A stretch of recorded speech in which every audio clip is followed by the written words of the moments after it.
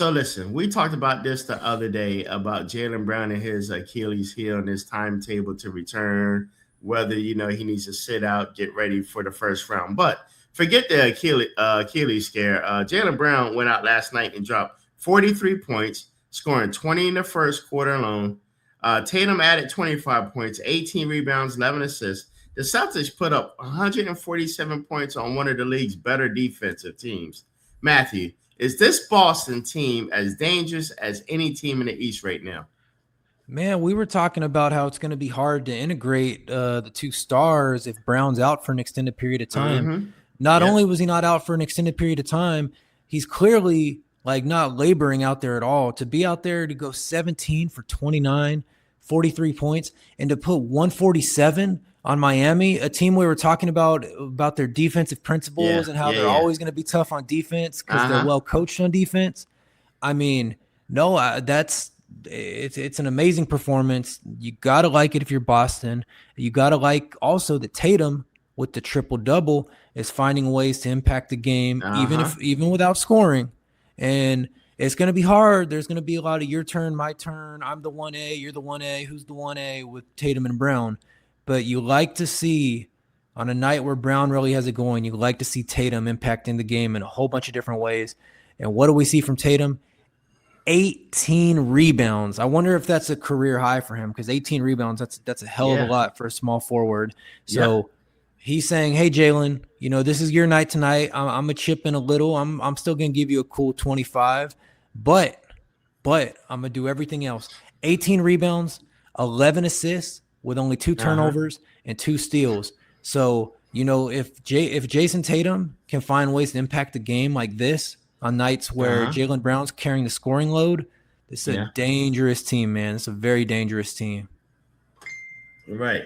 And then on top of that, Matthew, the medical storyline makes this even more significant, right? Because Brown went from listed as questionable with the Achilles tendonitis to dropping 43 points, like I said, in his return game. But the real tell is his explosiveness.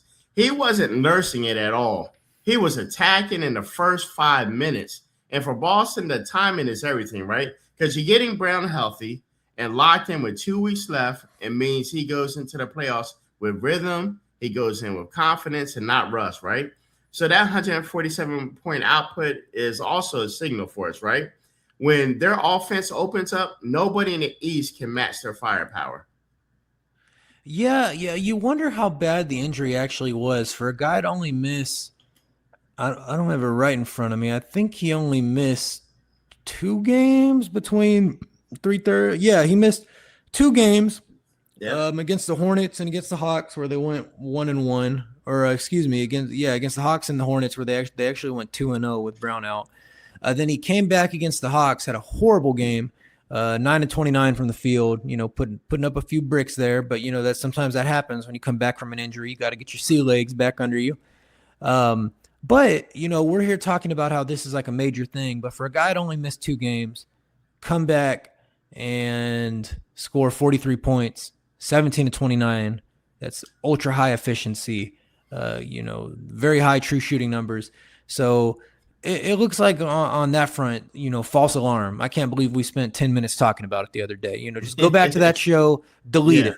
There's no point because if he's that healthy, then it's fine. Then you don't have to talk about what happens if he sits for a week and then Tatum has the best games ever. Then they're reintegrating it. Forget all that.